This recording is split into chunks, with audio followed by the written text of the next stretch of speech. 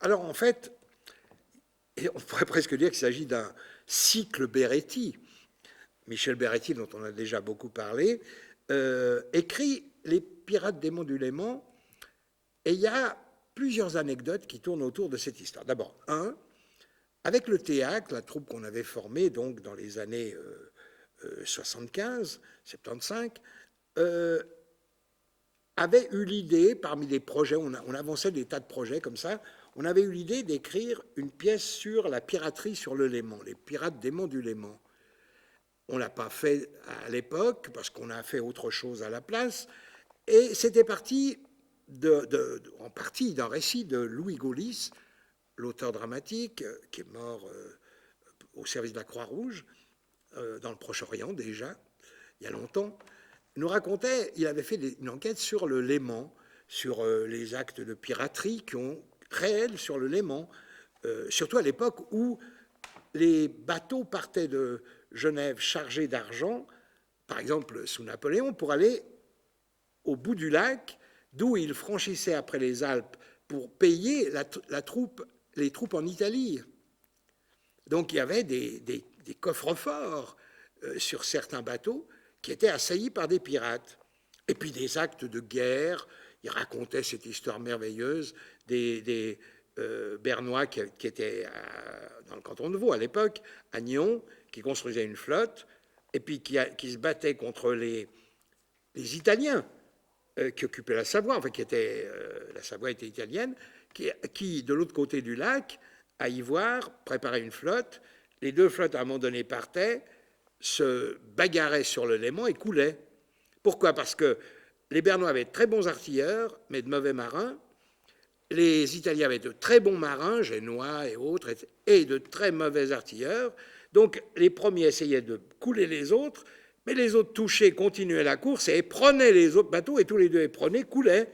Et ils rentraient à la nage chacun de leur côté, ils refaisaient des bateaux, et Bon, ça c'est des histoires merveilleuses, c'est presque déjà du théâtre. Et alors, plus des actes aussi il y a eu des actes de fête, par exemple l'organisation d'une croisière par une impératrice quelconque qui partait de Genève, qui faisait pendant 15 jours le tour du Léman, avec des fêtes, des ballets, des trucs tous les soirs et tout, puis qui revenait un peu l'idée du bateau théâtre, en quelque sorte, c'est presque là. Et donc on est parti de là. Et puis, un beau jour, je raconte à Michel Beretti et à un groupe, c'était au Théâtre Saint-Gervais, on travaillait sur la Suisse, je raconte l'histoire de l'opération Gulliver, qui date de 64, à l'exposition suisse de Lausanne, où là, Apothéose, qui était directeur du théâtre populaire roman, installé à Lausanne, a eu l'idée de faire, pendant toute la durée de l'exposition, un questionnaire incroyable qui était offert à tous les visiteurs de l'expo. Ils pouvaient y répondre ou pas, c'était anonyme ou non, ça c'était à leur choix, mais ils devaient cocher simplement sur des questions, on pourrait dire, des questions purement dichotomiques, c'est-à-dire d'un côté, par exemple, je disais, êtes-vous objecteur, croyez-vous qu'on puisse être objecteur de conscience et être un bon Suisse? Oui, non. Croyez-vous qu'on peut croire à Dieu ou ne pas croire à Dieu et être un bon Suisse? Oui, non. Croyez-vous qu'on peut être contre l'armée et être un bon Suisse? Oui, non. Bref, tout un questionnaire. Il y a eu 580 000 réponses, ce qui est énorme. Et devant les réponses des citoyens suisses qui visitaient l'expo, le Conseil fédéral, mené par des enquêteurs un peu plutôt d'extrême droite, ont fait interdire la publication et la diffusion de tout document autour de ce questionnaire. Et Apothéose a pris tout ce matériel. C'était en même temps les débuts de l'ordinateur. Alors ça marchait avec IBM. Ils faisaient des tests, des expériences de classification du questionnaire. Tout ça est parti en matériel dans la villa d'Apothéose, où d'ailleurs il a fait une grande partie en microfilm, ce qui s'est conservé ailleurs. Et puis un beau jour, une université américaine, je crois du Middle West, donc une petite université qui s'occupe de sociologie, a demandé l'enquête pour mener des études là-dessus. Donc une partie du matériel est partie là-bas.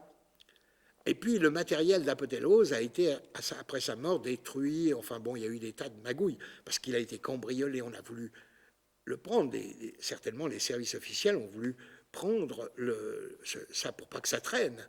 Bref, finalement, il n'y a pas très longtemps, la télévision suisse de Berg a fait une sorte de devoir de mémoire autour de cette question, et ils ont demandé à l'université américaine une photocopie des documents qu'Apothéose avait lui-même photocopiés. Et ils l'ont envoyé gentiment, c'est revenu là, et donc le film a pu être fait. Alors je raconte ça, et Michel me dit, bah alors écoute, quand on va monter Les Pirates des Monts du Léman, on va adjoindre cette histoire. Plus une troisième histoire, c'est qu'il y a eu, au 19e notamment, mais même avant, des morts mystérieux dans le lac, qu'on a retrouvé des cadavres décapités. Et on s'est rendu compte que c'était souvent des sorcières valaisannes qui étaient jetées dans le Rhône après avoir été décapitées en tant que sorcières. Donc il y a une énigme sur les inconnus du lac. Qui sont... Alors tout ça faisait un mix assez étonnant qu'on a pu organiser en un récit de théâtre aléatoire, pas complètement équivoque, ambigu. C'est ce qu'on a voulu jouer. Pourquoi? Parce qu'on essayait là-dedans de rendre compte de qu'est-ce que c'est qu'être spectateur. À une question où on se pose, à une époque où se pose la question on pourrait dire, de la demande de participation, de l'interactivité. On a fait semblant, nous, de montrer au public des spectateurs qui venaient assister sur un bateau à une croisière avec théâtre. Simplement, en partant, ce qu'ils ne savaient pas, c'est qu'ils vont être impliqués dans le théâtre eux-mêmes. Donc, et on va s'apercevoir que c'est impossible, que l'interactivité est une hérésie en matière de théâtre. Peut-être en matière d'autre chose, mais en matière de théâtre, en tout cas, une hérésie. Parce qu'il est curieux de constater que l'interactivité, on veut bien en parler quand il s'agit de fiction, mais dès qu'il s'agit de capital, on n'est plus interactif. Ceux qui ont de l'argent, ils veulent le garder. Donc, l'interactivité a ses limites. Alors, on voulait ironiser sur ces limites à travers la question du théâtre. Voilà comment est né, en gros, pour l'Organon, qui m'avait demandé un travail pour présenter sur un bateau, puisqu'il y a maintenant sur l'élément le célèbre bateau-théâtre de l'exposition, autre exposition suisse, celle de Neuchâtel-Yverdon-Bienne. Donc, on va jouer 4 fois sur le bateau, puis après, le spectacle est quand même destiné à être joué en salle. Mais on va faire l'expérience de faire venir des spectateurs sur un bateau, et ils redoubleront les faux spectateurs que nous avons, nous, dans la pièce, sur le bateau. Mais à la limite, sur le bateau, c'est marrant, mais sur le théâtre, c'est la même chose. L'idée, finalement, est la même. Donc voilà comment s'organise toute cette histoire-là. Alors, privilégier peut-être d'où viennent les récits de théâtre, mais surtout comment les spectateurs prennent les histoires de théâtre. Est-ce qu'ils acceptent volontiers la confusion? Est-ce qu'il leur faut une anecdote simple, traitée simplement, comme un article dans le Matin, ou est-ce qu'il leur faut au contraire une complexité un peu plus grande? Est-ce qu'ils veulent réfléchir ou est-ce qu'ils veulent simplement s'informer? Ce n'est pas la même chose. Et c'est un peu le problème qu'on pose et qu'on veut tester nous-mêmes. À travers ça, on mène notre propre enquête. L'idéal, ce serait qu'on donne un double questionnaire au public, celui de l'expo, qu'il remplirait de nos jours pour voir comment ont changé les choses, et 2, un questionnaire sur la pièce elle-même pour savoir comment ils l'aperçoivent. Bon, on ne va peut-être pas aller jusque-là, encore que d'une façon ambiguë, pas institutionnalisée, on a ce genre de retour. On a un retour de fiction, on pourrait dire. Et c'est intéressant d'appréhender toutes ces questions-là. Ce qu'il y a de drôle, c'est que par rapport à un autre spectacle que je monte en même temps, Julie, de Michel Beretti, toujours dans le cycle Beretti. Julie, c'est un peu le même problème. Mais là, on part d'une pièce, on en a déjà parlé, d'un texte de bataille, et on pose la question, qu'est-ce que c'est que le récit pour le comédien? Donc en gros, dans Les Pirates d'Aimant du Léman, c'est pour le spectateur, et dans Julie, c'est pour le comédien. Je crois que les deux forment un diptyque de ce point de vue-là. Parce que le grand problème, c'est anecdotique, mais en même temps, c'est intéressant d'épurer les mots. On parle toujours d'un comédien-interprète. Moi, j'aimerais mieux appeler interprète-comédien parce que le comédien interprète un texte quand il le lit. C'est-à-dire qu'il le prend à son compte et il en tire quelque chose. Il l'interprète. Après quoi, il le joue. Mais là, il n'est plus interprète. Il est passeur de signes. Il passe des signes, ceux du texte, ceux de la mise en scène, ceux de la décoration, des accessoires, des costumes, bref, il passe des signes. Et c'est le public qui interprète. Et en fait, on va poser les deux instances de l'interprétariat, si j'ose dire, ou de l'interprétation. L'instance première, comment le comédien s'empare d'une histoire en l'interprétant pour pouvoir la jouer. Mais quand il la joue, il n'est plus interprète. Il est lui-même producteur. C'est le public qui devient interprète. Et puis l'autre aspect, c'est qu'est-ce qu'il en est du public comme interprète. Donc c'est un peu cette idée, ce double qui nous a intéressés là-dedans. Et dont on trouve d'ailleurs une sorte de résolution assez étrange dans un monologue que Michel Beretti a écrit, alors il y a déjà très longtemps. Ces deux pièces sont très récentes, elles datent de maintenant. Nersès, que je monte après en septembre à Neuchâtel, c'est l'histoire d'un personnage qui a affaire avec ses propres fictions en tant qu'individu, pas en tant que personnage de théâtre. C'est l'histoire d'un célèbre barman, Nersès Boyadjian, qui était au Bagdad, à Genève, et qui raconte sa vie d'exilé arménien. Et le personnage qu'il s'est composé à Genève comme barman. Un barman merveilleux, celui que Derrida, sous les initiales de NB, Nersès Boyadjian, appelle l'hôte génial. Car on adorait aller au Bagdad, peu de temps après la guerre, parce que c'était un gars qui nous prenait en compte, qui écoutait nos histoires, qui renvoyait tout ça. Par exemple, il me raconte encore, quand j'ai monté déjà plusieurs fois la pièce en France et déjà en Suisse, il me raconte que des discussions qu'on avait, je me souviens de discussions sur je découvrais le théâtre, j'étais tout môme, j'allais au Bagdad, le soir, parce que c'était finissait tard, on pouvait discuter, on était tranquille, et je discutais des lectures, et notamment d'Aristote. Et dans la pièce, dans les souvenirs qu'il communique beaucoup plus tard à Beretti, pour qu'il écrive lui-même une pièce sur lui, eh bien, on retrouve des tas d'anecdotes où quelque part, je me suis senti concerné. C'est drôle.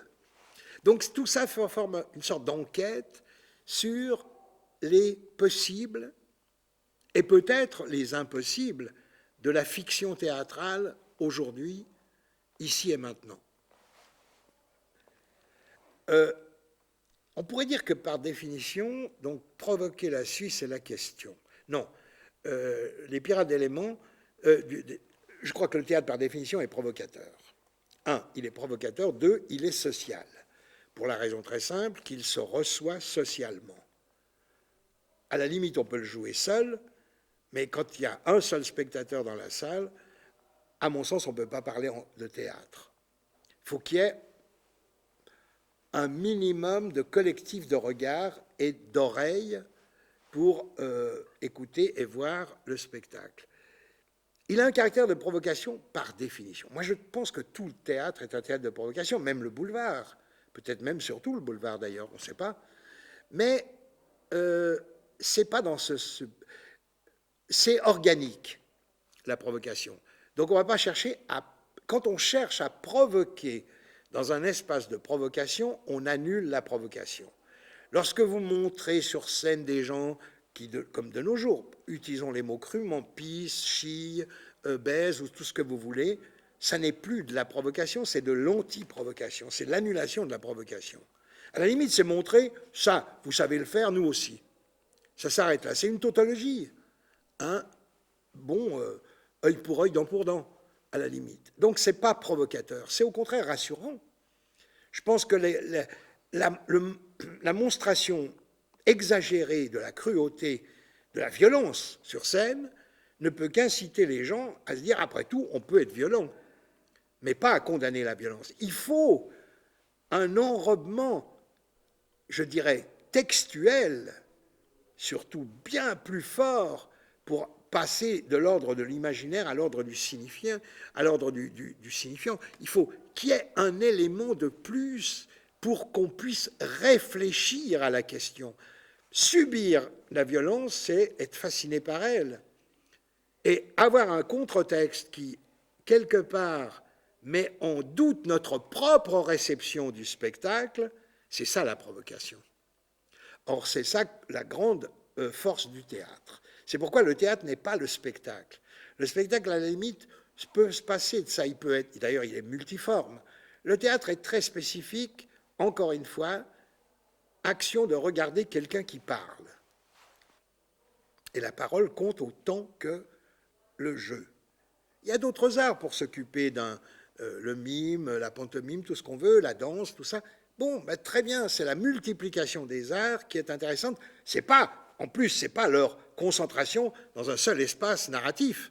Quand sous prétexte de théâtre, on met un peu de danse, un peu de musique, un peu de ci, un peu de ça, si c'est pas organique avec le texte, ça n'a aucun intérêt.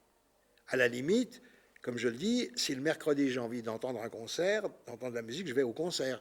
Si le jeudi j'ai envie de voir une pièce, j'aime bien aller voir une pièce, mais je n'ai pas envie d'avoir de la musique par-dessus.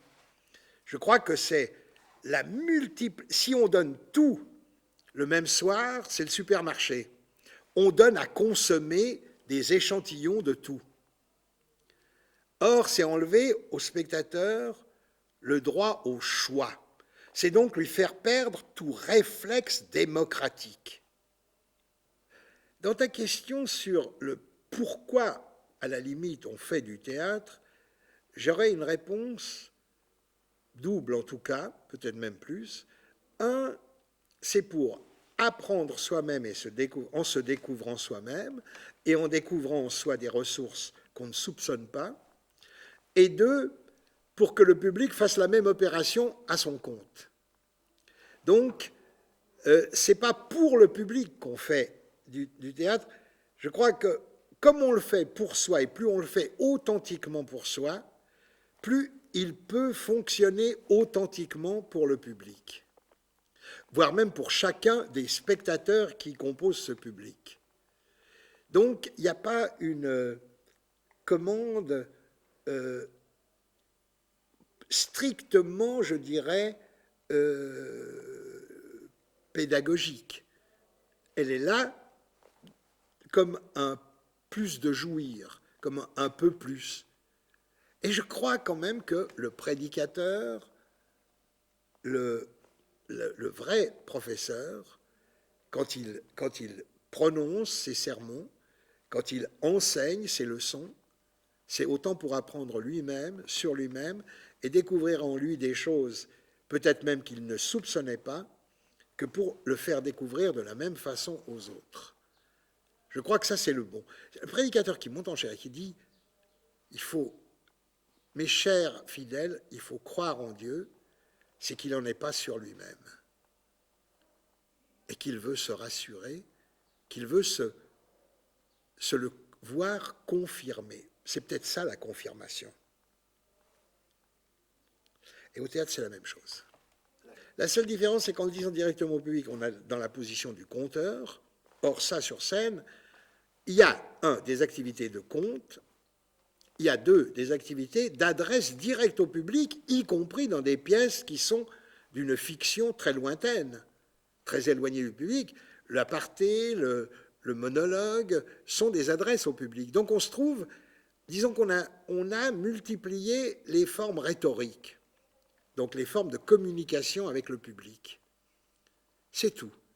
Mais après tout, qu'est-ce qui se passe dans la recréation du théâtre au Moyen-Âge?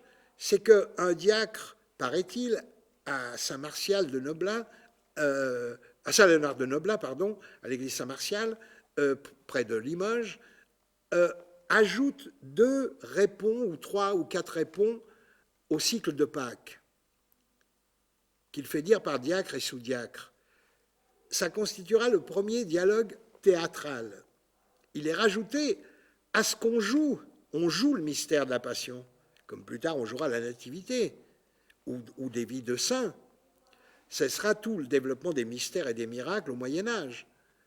Or, en rajoutant ces tropes, c'est-à-dire ces images, ces figures, à l'intérieur du discours, soi-disant, moi je ne sais pas, authentique, disons, du Nouveau Testament, eh bien, authentique encore, faut-il savoir lequel des 4 ou des 5 est authentique. Nous, on en compte 4, mais il y en a quand même d'autres, et des apocryphes. Donc, quel est le discours le plus authentique de tous là-dedans? Ils ne racontent pas tout à fait la même chose les uns et les autres. Déjà, les 4 canoniques ne racontent pas de la même chose. Alors, les autres, à plus forte raison. Eh bien, ils rajoutent quelque chose, et ils rajoutent un dialogue.